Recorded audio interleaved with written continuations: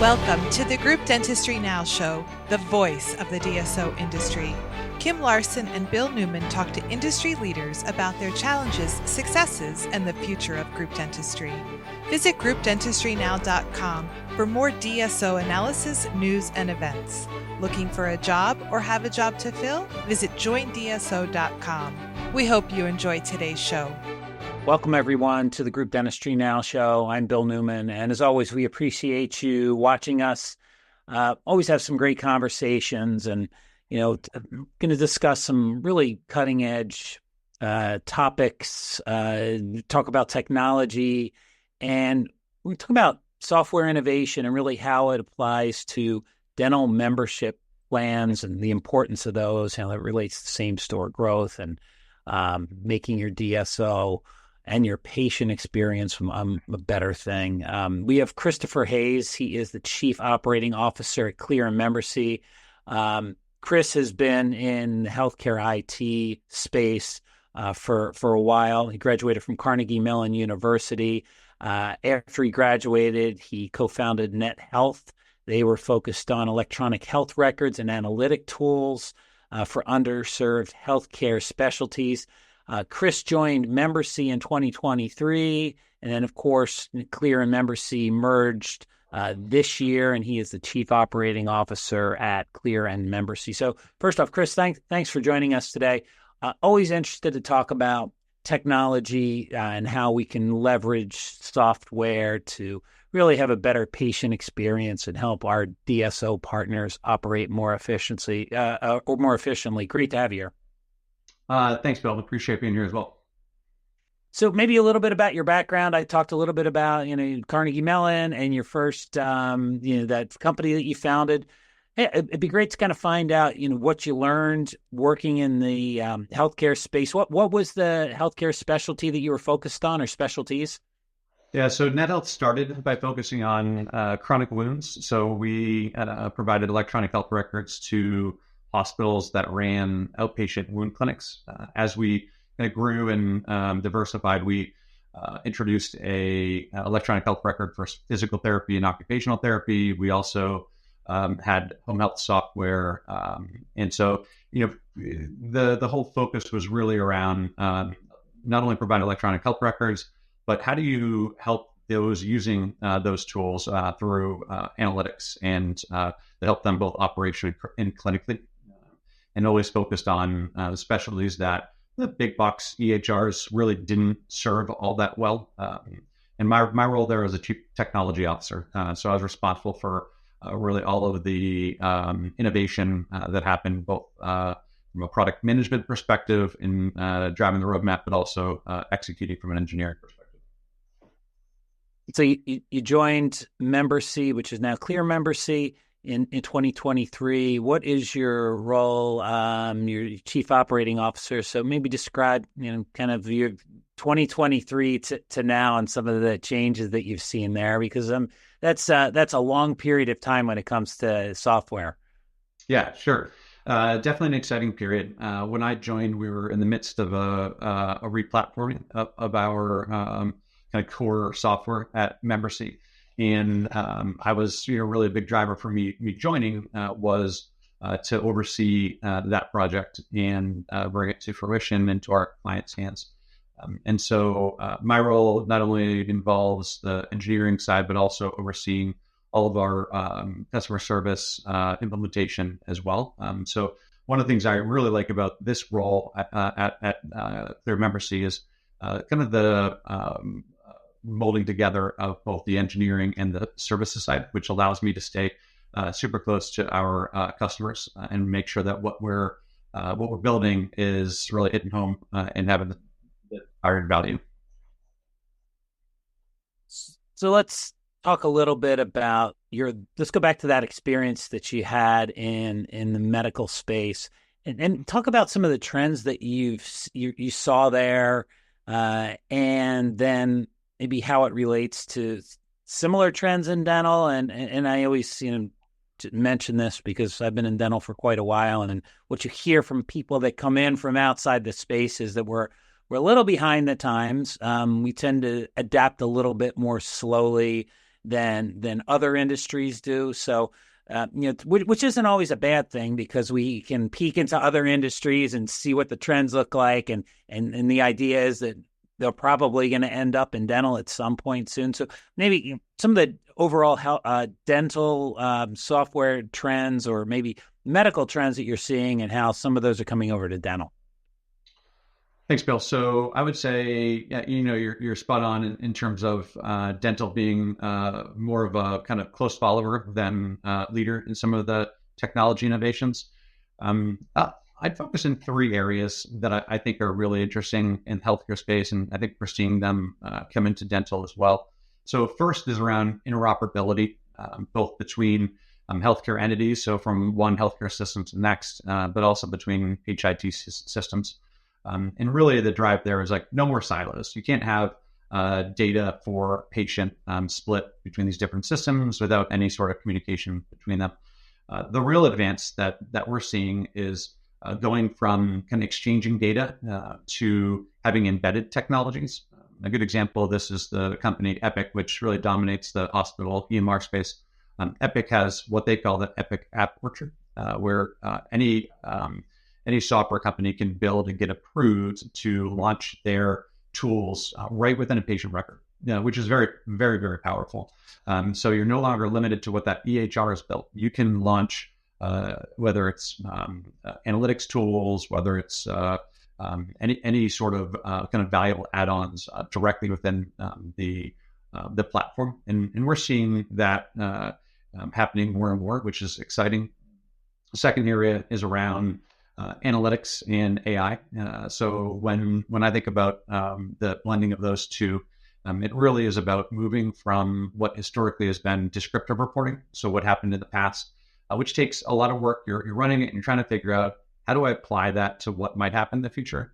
And the trend is, well, let's provide predictive reporting. So predictive reporting is going to go ahead and show, based upon all of the data we have, we think here are the likely outcomes. And that could be at a clinical level, that could be at an operational level. And so that's something that it really allows, whether it's a office staff or provider, to spend more time looking forward rather than backward, which I think is really powerful. The third one is a huge trend within healthcare overall, and that's the impact of social determinants of health on healthcare. I think it's, to me, it's very obvious that those who have tougher socioeconomic situation, their healthcare suffers. And I think that's really prevalent in the dental space as well. When I think through about a third of the country does not have dental insurance. And so they're often not getting the routine care that they need.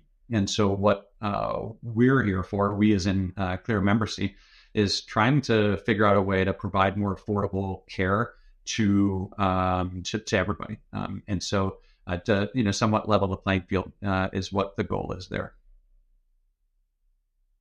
So you really mentioned three trends. You talked about interoperability, you talked about analytics and AI and social determinants. Any thoughts on where the industry dental is? Again, we talked about it being behind, but I kind of think of maybe start with the interoperability, and you mentioned Epic and their platform, and then I kind of look at some of the dental practice management softwares, and how a lot of them are very difficult to work with, and I don't know if that's changing, or you're seeing them becoming, and not all of them are, but some of them becoming a little bit more open. But it's always been, I know, a challenge for outside companies to kind of come in and plug in to a practice management software. So that's one. I'd love to get your thoughts on where things stand, and is there optimism for things opening up? I think there is. If you go back to general healthcare with Epic as an example, they were not overly open until the government stepped in and really started driving it hard. I think in dental, there's a couple areas that we see that are, shining a light on, I think, where we're going. So one, because historically it's been challenging to integrate effectively directly with some of the practice management systems, these third-party aggregators have stepped forward, and so that's an option, and it's a good option because you can go ahead and integrate with one of these vendors, and that can get you access to a lot of the different practice management systems. So that's good.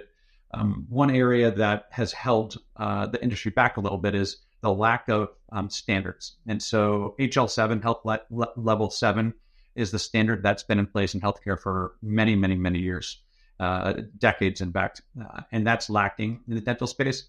What I really was excited about is Open Dental's API is using some elements of what's called FHIR, FHIR, and that's some more codified API standards that are prevalent within the healthcare space, and I'm happy to see them beginning to be adopted within the dental space as well.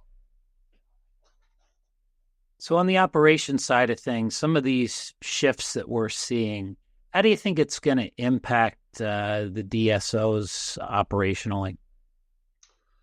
I think it's terrific, to be honest. I think as you increase scale, the more you can effectively exchange data within the systems, the better the patient care is going to be. And when I look at these large DSOs, whether it's Aspen or Heartland or Smile Brands, and they have patients that are often being seen in one location for part of the year. Maybe they go down and they winter in Florida, and being able to effectively maintain the continuity of care across these locations is really critical. And then you look outside of just the clinical part of dental care, and you think through the DSO's desire to build their patient base.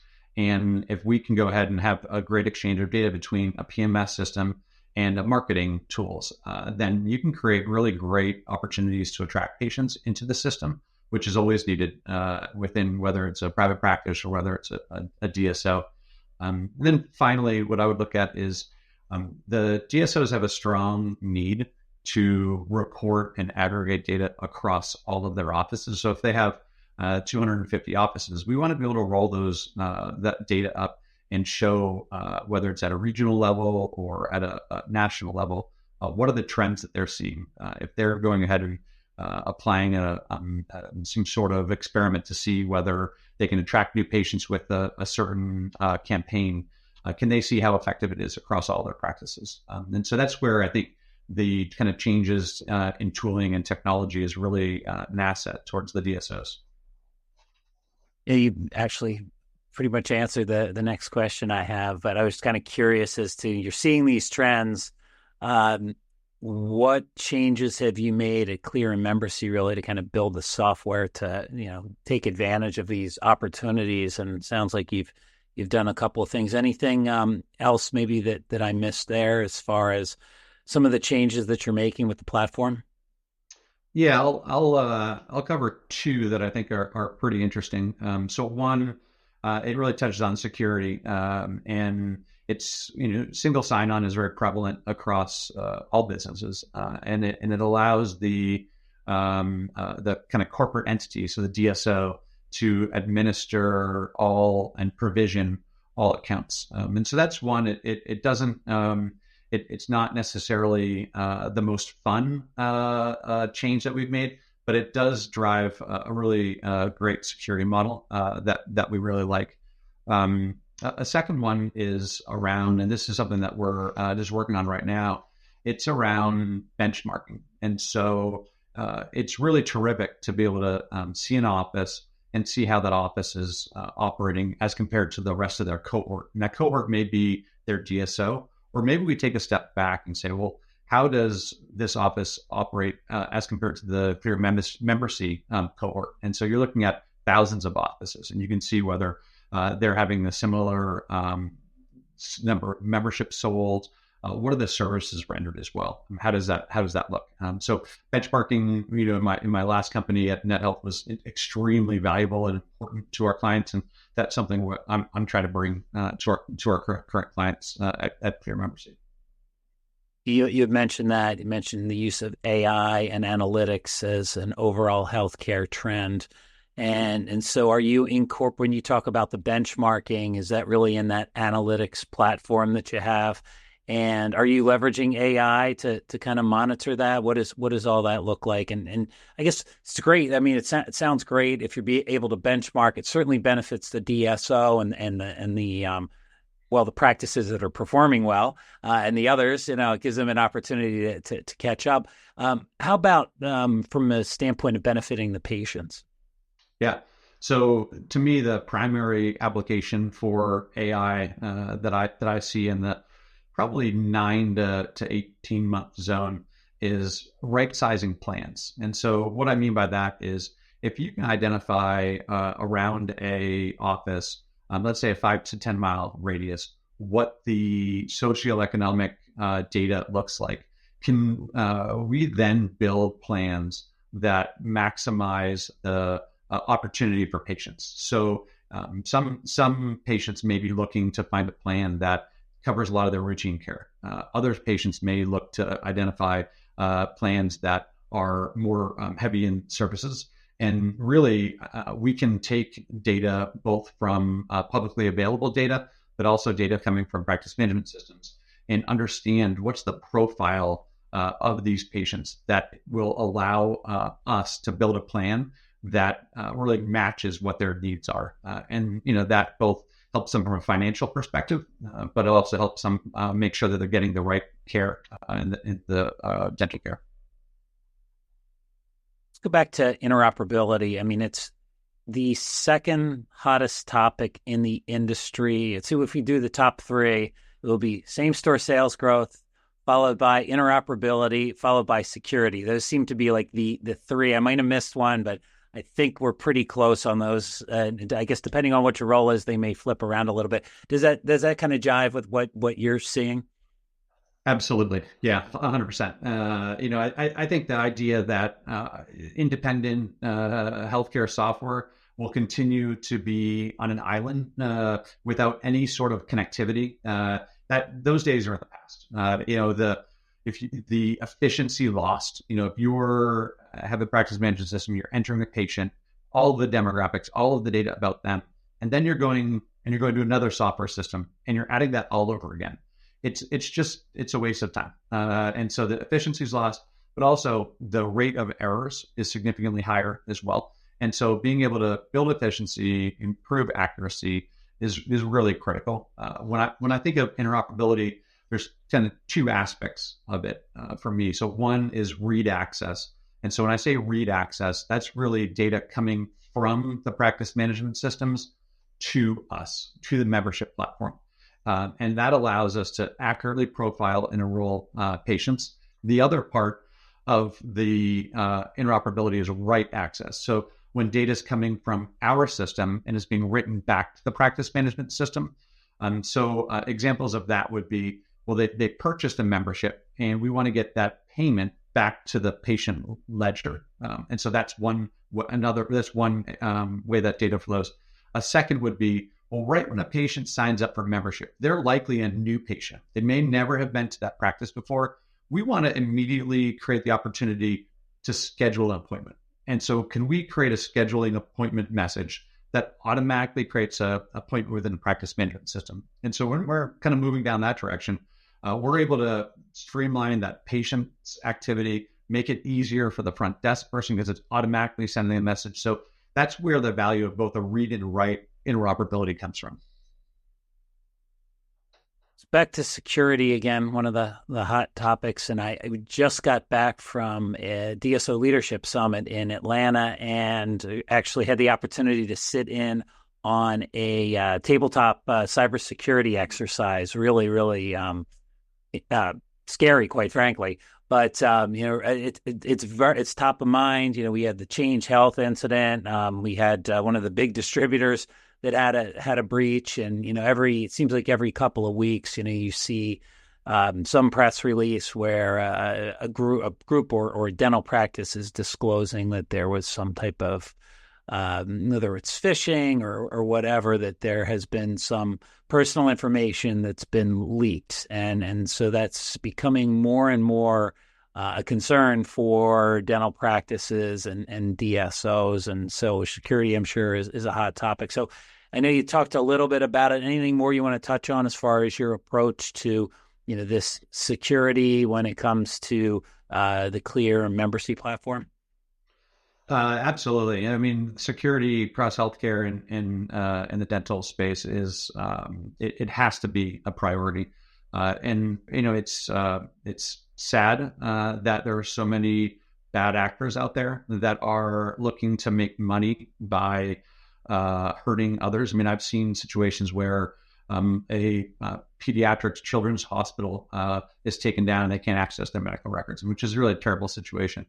But what are we doing about it? We really look at security in three ways. So one is around our overall kind of hosting or servers, how we're providing the software, and ensuring that everything there is sound.